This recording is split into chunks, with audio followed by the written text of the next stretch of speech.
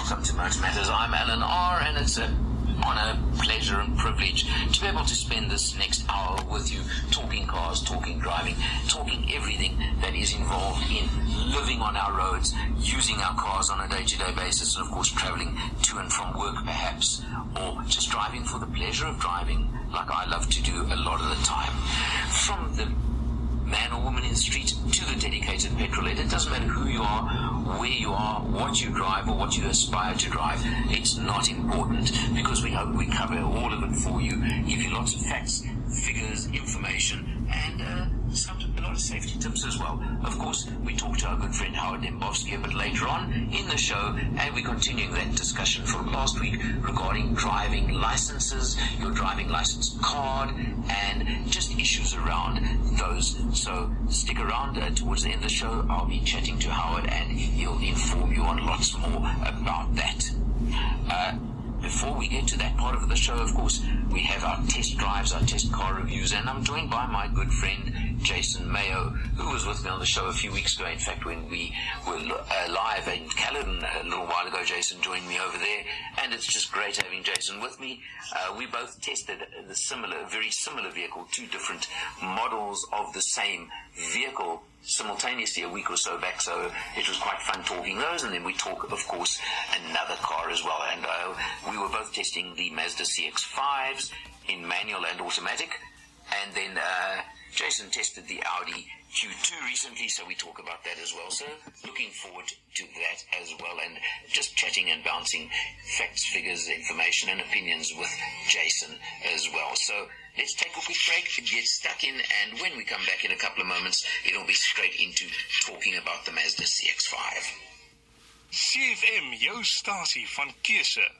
And welcome back to you. I'm Alan R. This is MotorMatters, and I've got my very, very good friend with me in studio again today, Jason Mayo. How are you doing, Jason? Hey, good, thanks to you, Alan, and great to be joining you again in studio. Yeah, I mean, we got such great feedback. It's good to have you back with me, and good to be able to bounce off comments and opinions on the vehicles that we both get to test. 100%. Looking forward to chatting today and discovering some of what we've been had on offer in the last recent reviews. Yeah, well, what was quite fascinating was that we both pretty much simultaneously had the Mazda CX-5 in the last week or so. Yes, and what I can tell you about it, much in keeping with the recent Mazdas and the Kodo design philosophy, their sharper look, it really is a fantastic vehicle. Yeah, absolutely. I mean, on the exterior, they didn't make a heck of a lot of changes. It was a facelift version. They sharpened up the front end, the headlights in particular. Much narrower, sharper headlights. Quite an interesting look from the front now. Yes, interesting design cue, and I quite like the way they've got that emblem sticking out, that like more 3D look to the grille, and it just gives it a lot, as you say, sharper, more refreshed line. Yeah, and then the other change at the rear end, the lights at the rear as well. And I must be honest, I've been reading a lot of opinions from our colleagues, almost look like they're kind of a bit too small for the vehicle. Yes, I kind of agree with you there, Alan. It looks in a way to me a bit at the back end like they're blending a bit of Mazda's 3 with more the CX being the front sort of end of the vehicle. And as you say, it gives it that little bit of a sort of a smaller light effect on the back end. Yeah, definitely. But I mean, look, it's such a neat design, the Kodo design language. It hasn't dated at this stage yet at all, and just got freshened up a touch on the outside. Yeah, I agree with you there completely, Alan. You find that the Kodo, as you say, it gives it that whole, they call it that soul in motion, and I find you can really see it in the Mazda lineup. So even when you have a car, past glass, whatever it is, it really looks the part. It looks sharp and it looks elegant. Yeah, I'm going to go with you on that. And of course, on the interior, although there were virtually no changes to the interior, that quality that you can see and feel and touch the minute you get into modern Mazdas. Top-notch quality, and of course you had the dynamic edition, which is obviously a bit higher trimmed. I had the active base spec car, and for a vehicle at below 400,000 rand in the space spec, so much on offer between the MZD Connect entertainment system, the top-notch sort of quality material, the tactile surfaces, just a really great feel when sitting on the inside of the CX-5. Yeah, look, a lovely feel. I mean, behind the driver's wheel, You've got it all, and as you said, I had the dynamic version, which is one up from the active that you were driving. So I ended up with items like leather trim, a few extra items on the luxury side, etc. But I mean, essentially the same vehicle. Yes, yeah, 100%. But it's nice to have. The leather, as you say, is nice to have, and we've probably got a couple of extra little trim bits there that are just nice to have on the vehicle. One little disappointment in my mind on the one I was driving was the fact that navigation wasn't standard. Yes, yeah, as with mine, it obviously has the little built-in almost compass kind of system, but it would be nice to have some proper mapping with voice guided. You know, absolutely. At 400,000 rand, as you mentioned, because both versions come in at just under just on 400,000 rand. We'll give the price right now. You know, I just think that that's something. It's not exactly an expensive item in today's world. No, it should be almost more standard on a mid-sized family SUV. That's definitely the point.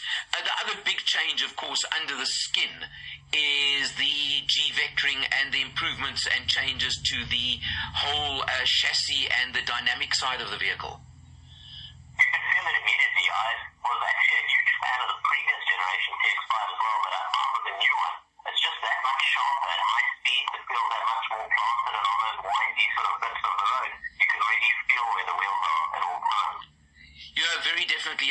For example, on my daily commute, I go through a section of freeway where there's a real nice sweep, a dip and sweep, if you know what I'm referring to, by that. And I can tell you now, it just felt so planted.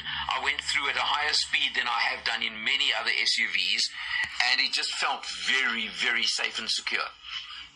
Yeah, no, I'm completely with you there. I find that Mazda's, with that whole sort of in keeping with that Skoda or with design language, their vehicles are sporty. The old CX-5 was sporty, but this new one even more so. Even though it's an SUV, it feels almost like it's got a little bit of sports car scratching through, which is really nice. Absolutely does have, and you know they've just sharpened up and made them pretty much drivers' cars to a larger extent. Of course, now here's where comes in the difference. You had the manual, I had the automatic version. Tell me a little bit.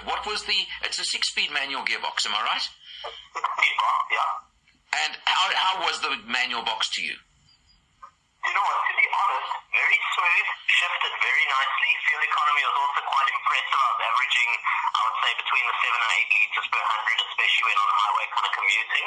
The only thing which I'd have to say with the manual is, when going for a larger SUV, as with a double cab, I think it's almost more suited to an automatic gearbox. Well, for regular listeners to my show, and I think we discussed it last time you were with me, I honestly believe SUVs are suited to automatics. Definitely. I can't agree with you more. When it comes to just relaxing in a big, comfortable, solid car, I think the water is the way to go. Yeah, you know, but now having said that, I'm going to give you my one, what I love to term Alan's picky point on the Mazda CX-5. Have you driven one of the autos in the past on the CX-5 in the pre-facelift version? The pre-facelift, yes. Okay. Did you engage that little button that says Sport Mode? The Sport. I'm sure at the time I would have done that and experienced it as kind of like an overdrive sort of function.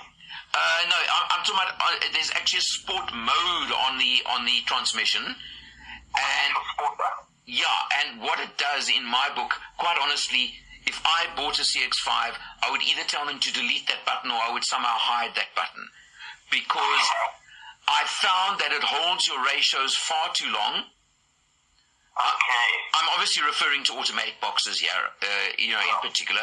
It hangs onto the ratios far too long. And for example, at freeway cruising speed at 120, and we're sticking to the law here and saying we're going to be doing 120, but you want to accelerate even a tiny bit to overtake, it immediately kicks down to 5th gear and then hangs on to 5th gear. So you're suddenly revving at over 4,000 revs in 5th gear at 120 on a freeway, which to me is not relaxing enough.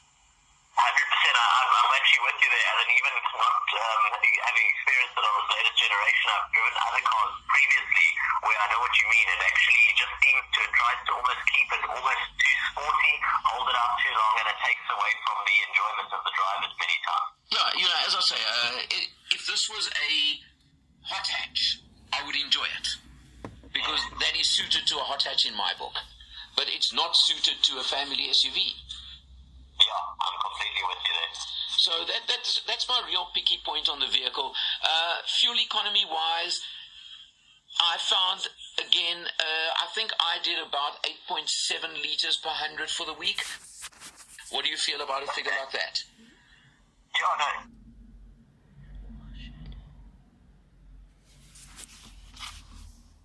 8.7 still, I would say, considering a mid-size SUV, a lot of space, a lot of comfort, good luxury, I would still say pretty acceptable to actually pretty good figure. Yeah, look, I wasn't hanging around. I very often try and almost do economy runs while I'm testing vehicles, but I must be honest, I've got a bit bored with doing that because then you are really driving in a boring way sometimes.